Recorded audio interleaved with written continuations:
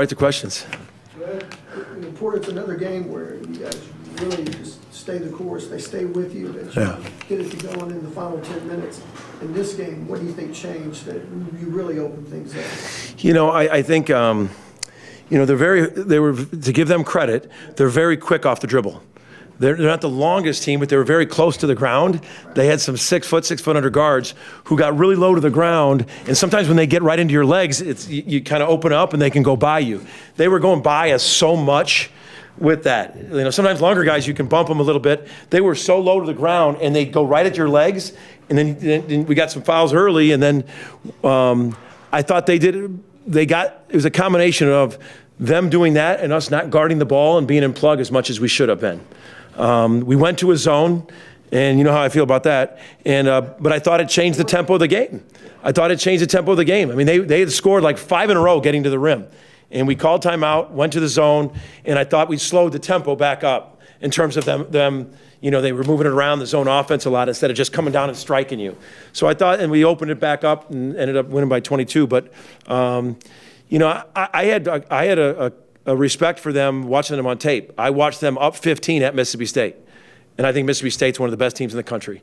And they've gone to UCLA. They've been on the road this whole time. So I have a lot of respect for them because the schedule they play, a lot of people would have that same record. And so we had a lot of respect for them. We prepared for them. We just probably didn't guard the ball like we needed to. And I thought that was a big difference. But I thought we got aggressive offensively, taking it to the rim. We shot 61%. I mean, we'll take that from here on out for sure. So I want to have joy for the win, and I know we got to do some things better.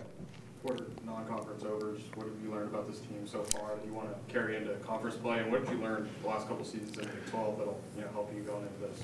Well, I was on a national radio show the other day, and I was talking about, when you're in the best league in the country by far, and I've been in that way the last couple of years, that it is like if you lose on the road it's not the same. Like they always talk about these quad ones. You have another league that might lose a quad one that they're 68 on the road, and you might lose a quad one they're 3. It's two different games. I don't want to hear a narrative this year that a league can only have a certain amount of teams in. That was the narrative the last 3 weeks of the season last year, and that narrative spilled over. Oh, the Big 12 can't have it. There should be no narrative. I mean, the SEC is the best team in the country. Look what we've done against everybody else in the non-conference. Every night is going to be an elite quad 1 game. Someone just told me, I think we have 16 quad 1 games and 2 quad 2 games left. I mean, come on. Who's got that? But it's opportunity, but it's apples and oranges. So you've got to take one game at a time. And compete against it. What I've learned with this team is that they're resilient. All the expectations that were told to us before are out the window. These guys right now, it was a little somber in the locker room. And I walked in and I was like, I was wondering how I was going to dress the team because I wanted to be better. We still won by 22. We're 13-0, but I was a little bit like, God, there were so many things we could do better. They felt the same way. All right, they understood it, and we're going to have a great week of practice. And what does it mean to you to start 13-0 for the first time in program history since 87, 88? I'll be honest, and I'm not trying to. That doesn't matter. What matters to me is we've logged in 2 quad 1 games, 2 quad 2 games. We're getting better. We got great chemistry. We got great guys. We got a big ceiling to get better. We have another game that's borderlining to be a quad 2 game, so we're pulling for that team now. So we've got some resume builders in here, and that's what matters to me.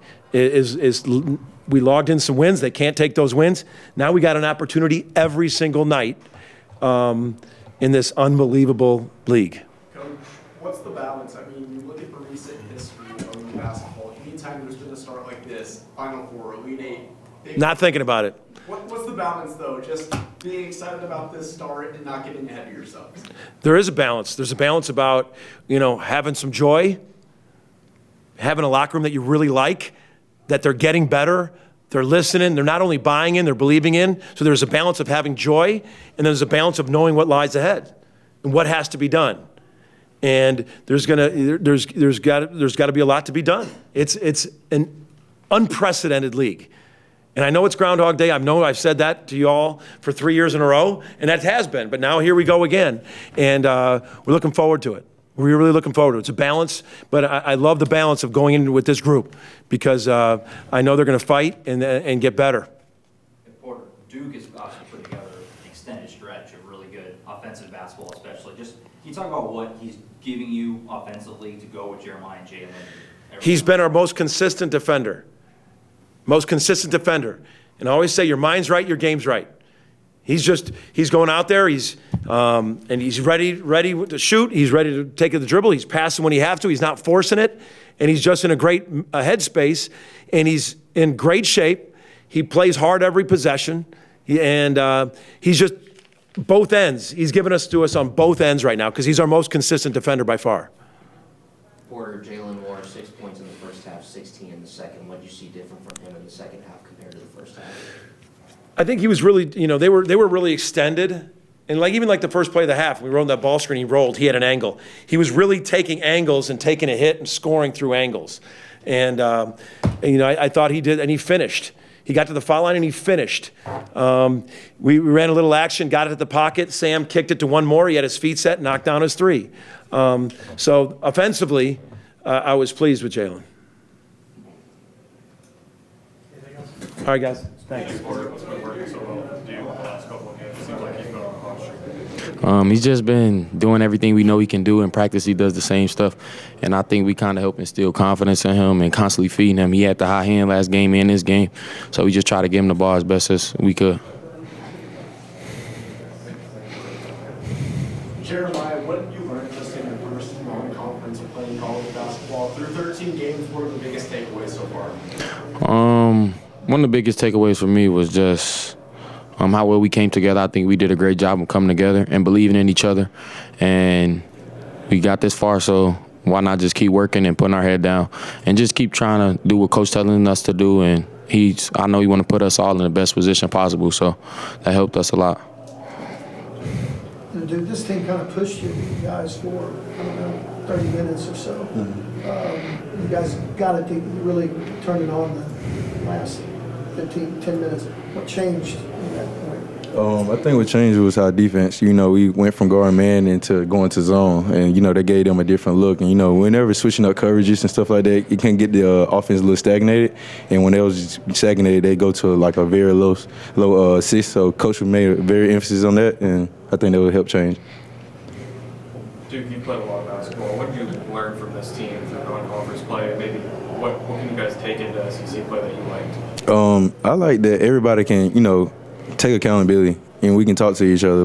We don't have nobody that's in there that's selfish, who thinks they got the big head or anything. So that's big on this team. We all can come together no matter what, if it's adversity or not. So that's a big thing. For both of you guys, kind of looking ahead, you guys have your first true road game coming up against Alabama. What are kind of your thoughts before that game? And kind of like what Colton said, how can you guys take what you've learned through the non-con into that first true road game and the first SEC game as well? I'll go first. Like he said, I play a lot of college basketball, so I kind of approach every game the same. It don't matter who names on the jersey. We just got to go out there and play hard, no matter what it is. But, just going into a team, like Alabama, you just got to know you got to go in there and play hard and know that they're going to, might throw a punch, but we're going to throw a punch back. So, just following the scout report, and I think the coach will do a great job this week of trying to help us prepare for them, and we watch a lot of film to prepare for them as well. So, just following the scout report the best of our ability, and just coming in, remaining focused, and we know our goal, come out with a win. So, I'm curious what you guys think about. You go undefeated in the non-con. That's probably goal number one of this. How do you guys feel about that? That's a pretty good accomplishment. It's a great accomplishment. I mean, like you said, Coach said it haven't been done in a long time. So, it's a great accomplishment. But, when you're standing so high, a win still feel I'd rather learn from a win than a loss. But, I standing so high, so we just ready for the next game. It feels great. Just being 13-0. I know my teammates will feel the same way. It feels amazing.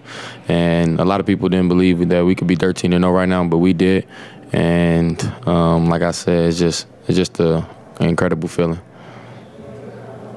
Duke, these last two games, not necessarily the same name recognition as Michigan, Arizona, Providence, some of those teams, but what have you learned from just playing teams that might be for mid-major, smaller teams at home. What are the biggest takeaways from these last 2 games? My takeaway is that, they gonna overhelp. Most like, big time schools or, Power 5 schools, they're kind of bigger, so they don't have to be in gaps and stuff as much. So, just being simple is the easiest thing we can say. Just coming in, just making a simple play and just, getting everybody involved is gonna help the team win. Any other questions? All right, thank y'all. Thank you.